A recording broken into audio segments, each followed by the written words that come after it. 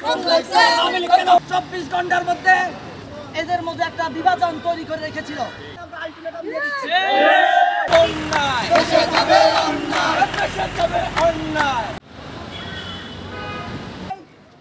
এই 24 ঘন্টার মধ্যে সেই স্বৈরাচারী সরকারের 3 এমপি এবং জেলা পরিষদের নেতৃবৃন্দ সহ আওয়ামী স্বৈরাচারের সকল নেতৃবৃন্দকে যারা এই উস্কানি দিচ্ছে তাদেরকে আগামী 24 ঘন্টার মধ্যে গ্রেফতার করার জন্য আমরা আলটিমেটাম দিয়ে দিচ্ছি।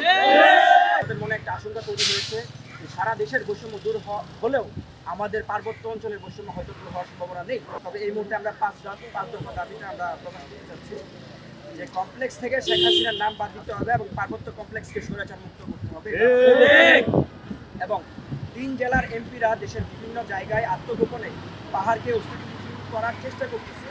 বিদায় 3 জেলার এমপি পরিষদগুলোকে চেয়ারম্যানদের এবং এমপিদেরকে 24 ঘন্টার মধ্যে গ্রেফতার করতে হবে এবং গত 16 আগস্ট রাতে আমাদের বৈষম্য বিরোধী ছাত্র আন্দোলনের যারা ঢাকা অবস্থানরত ছিল পার্বত্য অঞ্চলের তারা পার্বত্য কমপ্লেক্সে এসেছিল, কিন্তু তাদেরকে ঢুকতে দেওয়া হয় নাই।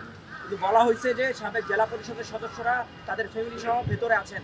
অর্থাৎ আমি প্রশ্ন রাখতে চাই, আমাদের দাবি এখানে যে তারা কেন এখানে থাকবে, এখনো পর্যন্ত তাদেরকে কেন নিরাপত্তা দেওয়া হচ্ছে, এটা সুস্পষ্ট ব্যাখ্যা উপদেষ্টা মহোদয়কে আমাদেরকে দিতে হবে। এবং 4 নম্বর দাবি হচ্ছে উন্নয়ন বোর্ড এবং জেলা পরিষদগুলো ভেঙে দিয়ে পার্বত্য চট্টগ্রাম বৈষম্য বিরোধী আন্দোলনের যারা আন্দোলন করেছে তাদের সাথে আলোচনা এবং সমন্বয় করে দ্রুত বোর্ড এবং পরিষদ পুনর্গঠন করতে হবে। পাশাপাশি পৌরসভা, উপজেলা এবং পরিষদের চেয়ারম্যান ও মেয়র যারা আওয়ামী লীগের মনোনয়ন নিয়ে প্রতিনিধি নির্বাচিত হয়েছেন তাদের সকলকে অপসারণ করে দ্রুত নির্বাচনের ব্যবস্থা করতে হবে এবং তাদেরকে গ্রেফতার করতে হবে। এবং 5 নম্বর দফা সেটা আওয়ামী লীগ মনোনীত জেলা পরিষদের সাবেক এবং বর্তমান সদস্যদের পার্বত্য কমপ্লেক্সে নিরাপত্তা দেওয়ার তথ্য আমাদের কাছে এসেছে। 1 ঘন্টার মধ্যে তাদেরকে জনসম্মুখে এসে গ্রেফতার করতে হবে, অন্যথায় আমরা কঠোর কর্মসূচি ঘোষণা দেব। আর আমরা এই ঘোষণা দিতে চাই যে আগামীকাল থেকে 3 পার্বত্য চট্টগ্রাম এবং ঢাকায় বৈষম্য বিরোধী ছাত্র আন্দোলনের নতুন কর্মসূচির রূপরেখা আসবে। আপনাদেরকে আমরা শীঘ্রই জানিয়ে দেব এবং আমাদের দফাগুলো সেখানে আমরা স্পষ্ট করে তুলে ধরব। ধন্যবাদ।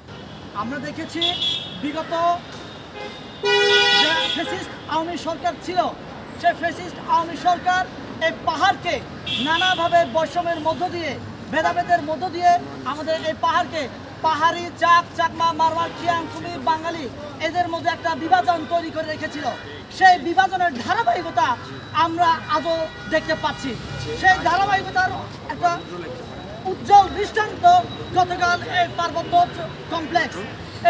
কমপ্লেক্সে সবার জন্য উন্মুক্ত। কে পাহাড়ি, কে বাঙালি, কে চাকমা, কে মারওয়ার, কে খিয়াং, কে কুমি, কারোর নাম মেনশন করে এটা সুবিধা দেওয়া হয়নি। এই সুবিধা হচ্ছে পাহাড়ে যারাই আছে, যারা পাহাড় থেকে আসবে, যাদের থাকার জায়গা নেই, ওদের জন্য এই পার্বত্য কমপ্লেক্স তৈরি করা হয়েছে। কিন্তু